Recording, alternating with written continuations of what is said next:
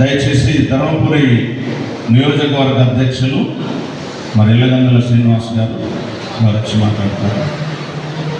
మధ్యకు వస్తున్నారు. సాధారణంగా సవినీయంగా వారిని ప్రేమతో ఆహ్వానిస్తూ ఉన్నాం. చప్పట్లు కొడుతూనే ఉండాలి, ఎవరు ఆపకండి.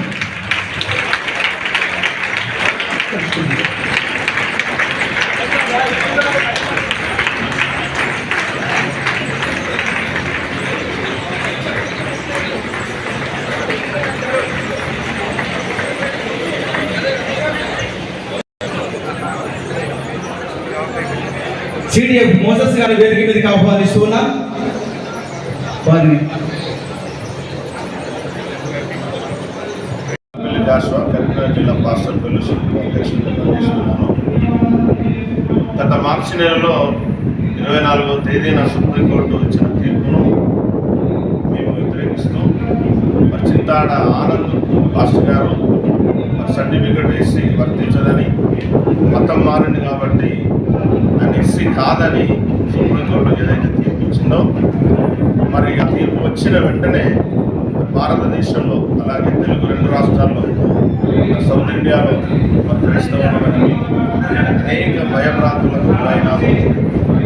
గురై మా అస్తిత్వానికి దెబ్బతీస్తుంది అని మేము ఏదైతే మతం మారితే కులం మారదని దాన్ని మేము మరి ఎస్సీ హోదాన్ని వర్తించాలని దాని కొరకు పోరాటం చేయడానికి మరి మందకృష్ణ మాదే గారు మరి ఈరోజు కరీంనగర్ వచ్చి మరి కరీంనగర్ ఉమ్మడి జిల్లాలో ఉన్న రాష్ట్రాలను సంఘాలను మరి బలోపేతం చేసి ఉద్యమ స్ఫూర్తిపై ఏదైతే 1950 ఆర్డర్ రద్దు అయ్యే వరకు కూడా పోరాటం చేయాలని ఈరోజు ఉమ్మడి జిల్లాలో ఉన్న పాస్టర్లను సంఘాలను ఒక వాకుమ్మడి తీర్మానం చేసుకొని ఇక భవిష్యత్తులో మేము పోరాటాలను ఉధృతం చేస్తామని ఈ సందర్భంగా తెలియజేయడం జరుగుతుంది.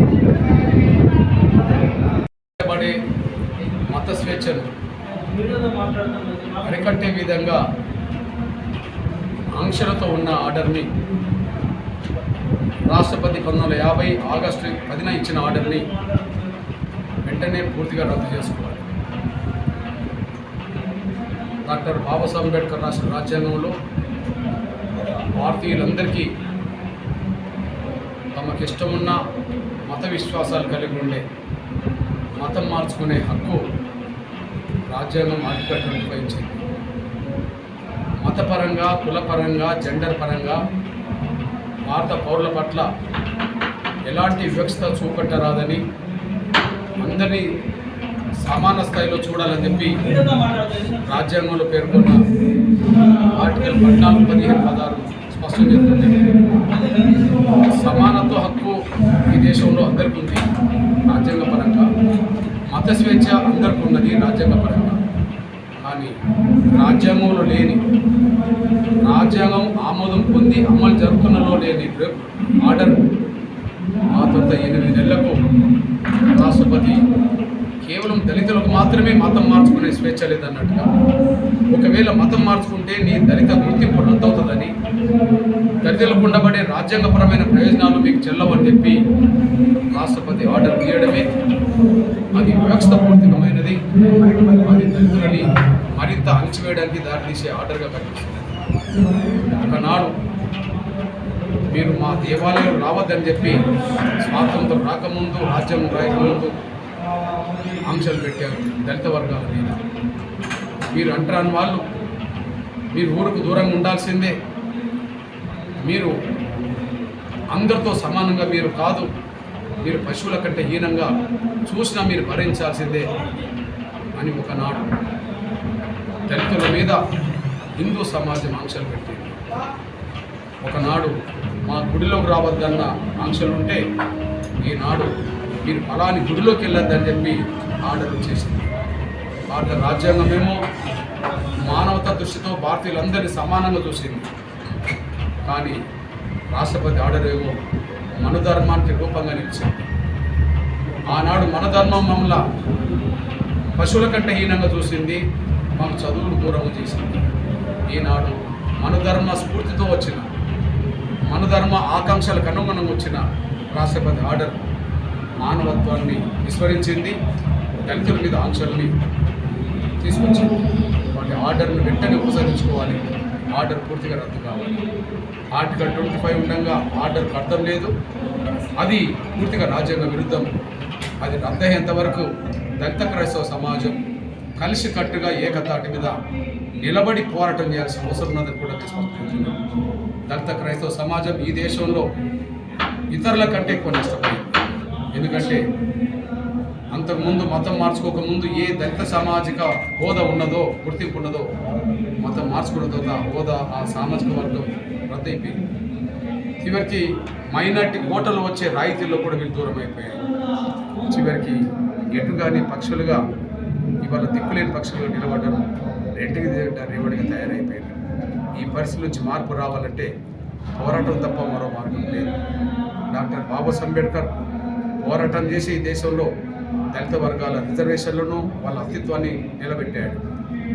అట్లనే ప్రపంచంలో నల్లజాతి వాళ్ళ పక్షాన పోరాటం చేసి విజయం సాధించిన అటు నెల్సన్ మండేలా, అటు మార్టిన్ లూథర్ కింగ్ పోరాటం ద్వారానే అణిచివేయబడ్డ వర్గాల కోసం పోరాటం చేయడం ద్వారానే విజయం సాధించి వాళ్ళను ఉన్నత స్థితికి తీసుకొచ్చారు.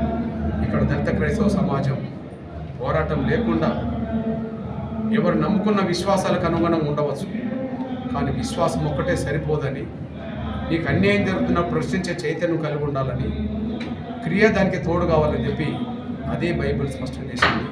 వాటి విశ్వాసానికి అనుగుణంగా చర్చిలో ప్రార్థన చేయండి, చర్చిలో ప్రార్థన చేసుకోవడానికి ప్రయత్నం చేయండి, కానీ అన్యాయం జరుగుతున్నప్పుడు ఎదుర్కోవడానికి ప్రజాస్వామ్యబద్ధంగా రాజ్యాంగబద్ధంగా శాంతియుతంగా పోరాటం చేయడానికి సిద్ధపడండి. ఆ విధంగా సిద్ధపడాలని ఎంఆర్పిఎస్ కోరుకుంటున్నారు. ఆ సిద్ధపడితే ఖచ్చితంగా ఎంఆర్పిఎస్ ఆర్డర్ రద్దయ్యేంత వరకు, ఏదైతే రాష్ట్రపతి రాజ్యాంగ విరుద్ధంగా ఇచ్చిన ఆర్డర్ ఉన్నదో ఆ ఆర్డర్ రద్దయ్యేంత వరకు ఖచ్చితంగా పోరాటాన్ని ముందుకు నడిపిస్తాం. ఇప్పుడు ఇది మొదలైంది, అంతే, ఇది మొదలైంది. ఎంత గొప్ప లక్ష్యమైనా ఒక అడుగుతోటే మొదలవుతుంది. ఎంత గొప్ప లక్ష్యం చేరాలన్నా 10,000 కిలోమీటర్లు ప్రయాణం సాగించాలన్నా ఒక అడుగుతోటే మొదలవుతుంది. ఇప్పుడు ఆర్డర్ ఏదైతే రాష్ట్రపతి ఇచ్చిన ఆర్డర్ ఉందో ఆర్డర్ రద్దయ్యే పోరాటం చిన్నగా ఇప్పుడు మొదలు కావచ్చు. మొదలైన పోరాటం మొదలైన కానీ ఉండదు. ఖచ్చితంగా ఆకాంక్ష న్యాయమైనప్పుడు, అది ధర్మమైనప్పుడు, ఆర్డర్ రాజ్యాంగ విరుద్ధమైనప్పుడు ఖచ్చితంగా పోరాటం ముందు సాగుతూనే ఉంటుంది. ఖచ్చితంగా అంతిమ విజయం ధర్మాన్ని న్యాయం అవుతుంది. రాజ్యాంగ విరుద్ధమైన ఆర్డర్ ఏనాటికైనా రద్దు కాక తప్పదు. అంతవరకు పోరాటం చేస్తాం. ఈ పోరాటంలో భవిష్యత్తు రోజుల్లో ఈ పోరాటానికి అండగా కలిసి వచ్చే సంఘాలు, పార్టీలేవో, ఈ పోరాటానికి అడ్డుకునే శక్తి లేవు. ఈ పోరాటానికి, ఈ న్యాయమైన పోరాటానికి, రాజ్యాంగ విరుద్ధమైన రాష్ట్రపతి ఆర్డర్ రద్దు చేయాలనే పోరాటం న్యాయమైంది. ఈ న్యాయమైన పోరాటానికి కలిసి వచ్చి అండగుండే శక్తులేవో, రాజకీయ పక్షాలేవో, లేదా ఈ ఆర్డర్ను కాపాడుకోవాలి, ఖచ్చితంగా ఈ ఆర్డర్ను నిలబెట్టాలి అని అనుకునే ఈ ఆర్డర్ అనుకూలంగా ఉండే శక్తులేవో రేపు భవిష్యత్తులో రోడ్డు మీద రాబోతున్నాయి. ఖచ్చితంగా ఈ ఆర్డర్కు అనుగుణంగా ఉండే శక్తులతో యుద్ధం చేయక తప్పదు. ఆర్డర్ రద్దు కావాలనే శక్తులతో మేము కలిసిపోవడం చేయక తప్పదు.